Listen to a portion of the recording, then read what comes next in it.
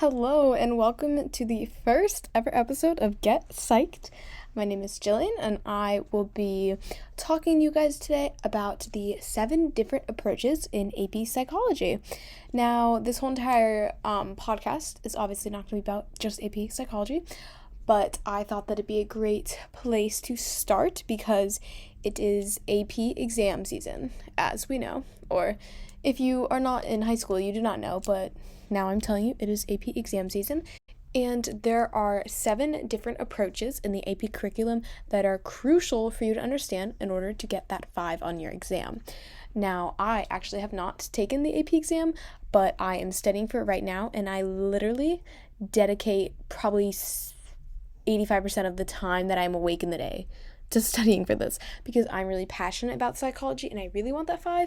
And I know the majority of people listening to this, there's probably a big split. You either really love psych and that's why you're listening to this and it's just for funsies, or you just need to learn so that you can get a decent grade on that test. Whatever the case is, I'm glad you're here.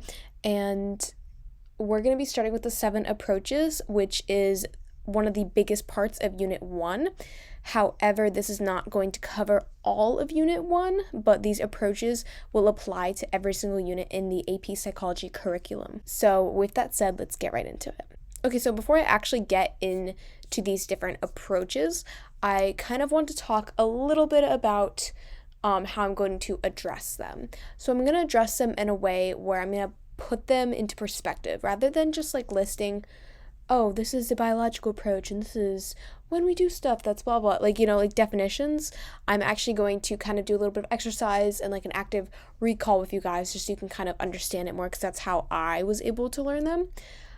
So with that said, the initial definition that I will give you, for those of you who like definitions, is actually straight from the CollegeBoard videos. So this is like a perfect match with their curriculum. So let's start off with the biological approach. So CollegeBoard claims that the biological approach is that why we do stuff is answerable by looking at the brain, the neurons, and the hormones. So basically every behavior that you have, every thought that you have, every even just like talking to your friends, like why you say certain things is because of your brain and certain aspects of your brain. And now the brain is part of the biological basis in Unit 2. But I'm just going to give you guys a little bit of an example. For example, if someone has schizophrenia, you could say that on a biological perspective, it is because of things that are wrong in their brain and the fact that their temporal lobe is going to light up and they're going to claim that they're hearing things, even though they actually aren't hearing things, but their temporal lobe is lighting up. And then there's also those chemical imbalances that are in their brain, like the neurotransmitters imbalances too, that obviously play a role, and that would kind of be that would be in the biological approach. Okay, so moving on to the cognitive approach. Okay, so CollegeBoard defines the cognitive approach as psychological disorders are due to choosing or using the wrong thoughts. So when you think cognitive, think of thoughts, which is like cognition, like how you think. And cognition is actually all of Unit 5. But like I said, all these approaches are applicable to all the units. And the best way you can learn them is to kind of look at a certain thing, like something like, why don't students study? And you can try to see it from each perspective. So you could say from a cognitive perspective, maybe students don't study because they think that studying is stupid. Like that's the wrong thought, or they think they're going to fail anyway. And that's, again, the wrong thought. Whereas if you're looking at why students don't study from a biological standpoint, you may say, well, they don't study because maybe they have ADHD or they have some sort of something going on in their brain that makes it hard for them to study. Okay, so even though I kind of gave you an example of a way a cognitive psychologist might look at something, cognition is all about your thoughts, as I said, but changing your thoughts. So when it comes to treatments and stuff, cognitive psychologists would be more interested in changing the way you think about things. And you'll obviously learn about that more in Unit 8 in clinical psych if you are taking AP Psychology, so you might already be able to think of some ways that this can be achieved, but they're going to be much more centered around changing your thoughts directly versus you need to take this medication to help you, which would be more of a biological standpoint. The behavioral approach is next, and CollegeBoard claims that the behavioral approach views psychological disorders as being due to wrong assumptions of stimuluses or stimuli and responses, or improper behavior patterns. So behavioral obviously is all about behavior. This is a very big topic in Unit 4 when it comes to classical and mainly operant conditioning, which, if you haven't covered that yet, is basically like associating certain behaviors with rewards and punishments.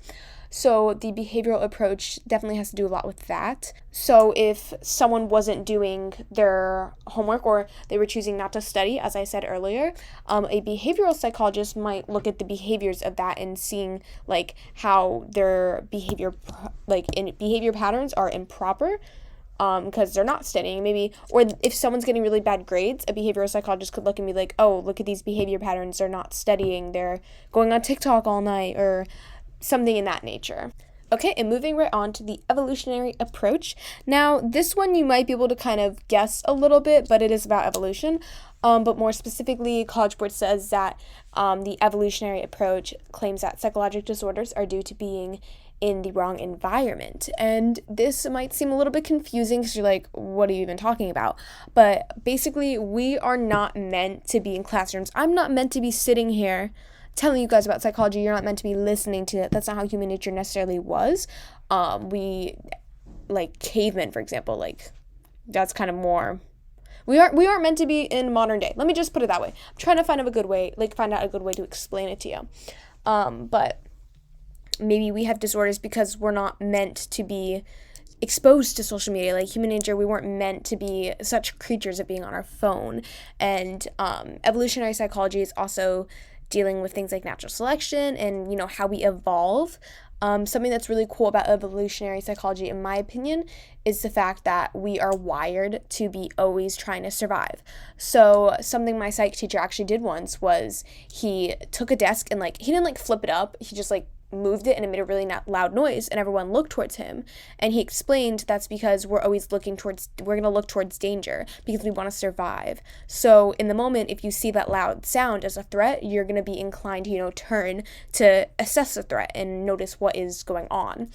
So that's kind of where the evolutionary approach comes in. And like I said, all these approaches are going to become very helpful to you throughout the whole entire AP Psychology curriculum. I'm pretty sure the evolutionary approach has been in every single one of my units, if not all of them have been, but you can really connect any sort of thing you're talking about in psychology to these approaches, and it really helps to deepen your understanding. Okay, and next we have the sociocultural approach, and this one, in my opinion, is a little bit more confusing. So, CollegeBoard says that this approach claims that psychological disorders are due to conforming to the wrong social situation. And it's kind of about if you have that conformity or not to a role. Now, if you're familiar with the Stanford prison experiment, that kind of has a role in this or it kind of has to deal with this, because that is all about if people, how people conform to their roles and got overtaken by them. So that is definitely something that could be associated with this if you are ever asked, think of a research study or anything that has to do with a social cultural approach. Okay, so if you're looking at the social cultural perspective or approach, an example would be your peers can influence you in a dramatic way, and so can your family, or your ethnicity, your class, your teachers, anyone like that can really influence you. So that is definitely part of this approach. So this approach is really going to look at how your experiences and the people around you and the things around you affect your approach to things, your behaviors, how you do things. Hanging with a different social group, for example, is going to affect what you do. Say you do hang out with a ton of people who don't like to do homework, you're more likely not going to do the homework because they don't like to. And this also comes very much into play in social psych, which is Unit 9. I know everything connects to these guys. It's amazing. But it's going to come much more easily to you in that unit because you're going to be doing so much with social psych already. Okay, and next onto the humanistic approach. And this approach out of all of them, I feel is much less prevalent, at least up until the last few units, then it really comes into play. And CollegeBoard says that this approach views psychological disorders being due to barriers that are blocking natural growth, and the problem is outside of the people and it's not them. So basically, from a humanistic approach, if someone is not studying, they're not the problem. It's maybe their teacher's not telling them to do enough, or it's just they don't have enough time in the day. Like, it's not their problem, that it's not something they did. So a humanistic approach is definitely a much more gentle approach to psych, because you're not blaming the person who's done it. And this approach is also about personal growth, and the whole entire goal of a humanistic psychologist would be to help someone have personal growth. Okay, guys, it is our last psychological approach in AP Psych. Are we excited? Because this is one of my favorite ones, mainly because it's so easy to remember. So the psychodynamic approach, arguably one of the most prominent ones in this unit. Don't know why I saved it for last. Don't ask me that. But this approach is about the unconscious pressures in your mind, and one way I think of it is childhood. And I think of it like this because, so Freud is actually like the father of this approach. He also coined like psychoanalysis. So this approach is basically everything that happens in your brain that you don't really, like, you're unconscious. So things that you don't know are actually happening, and your childhood plays a huge role in this. And so there's a conflict between society's rules and a person's urges, which is the unconscious pressures that we talk about. And the way this deals with childhood is, for example, if you have a really hard time committing in a relationship, from a psychodynamic approach, this could be because of an issue that you had in childhood that's causing you to fear commitment now. Maybe you had a parent who decided to walk out on you, so you fear that leaving. You don't want someone to leave, so you don't let someone in. So that's how a psychodynamic psychologist would kind of view that.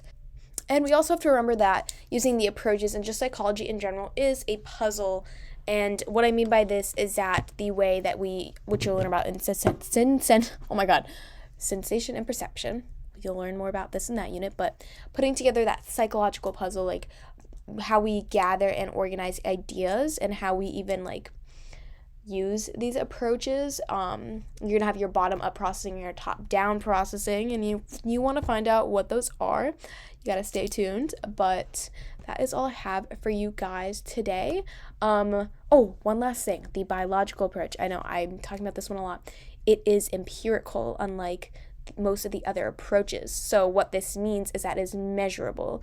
You can measure these things. So meaning, like, if someone has a psychological disorder and a biological psychologist or psychiatrist or anything like that, like someone who's looking at it from a biological standpoint, is going to be able to measure in their brain. So for example, what I mentioned earlier for schizophrenia, you can look at the fMRI and you can see the temporal lobe lighting up, because they do think they are hearing things, but it's something you can measure, like you can see it happening, rather than something like psychodynamic psychology, where it's looking at like these unconscious pressures, but there's no measurement for that. We don't have a way to actually see those. It's more of like an inference that you might get from talking to someone and using things like free association and talk therapy.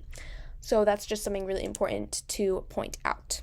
Okay, well, those are the 7 psychological approaches for the AP Psych curriculum, and I hope that this video is helpful to anyone, and I strongly encourage you to kind of pick a situation or behavior and then explain it from each of the 7 approaches, being biological, cognitive, behavioral, evolutionary, sociocultural, humanistic, and psychodynamic, just to help deepen your understanding. And rather than hearing someone else say it, you saying it yourself will actually help you retain the information better and encode it much easier. And even just talk to like any of your other psych students about it to help you retain that information better. So yeah, my name is Jillian, and I'll see you next time.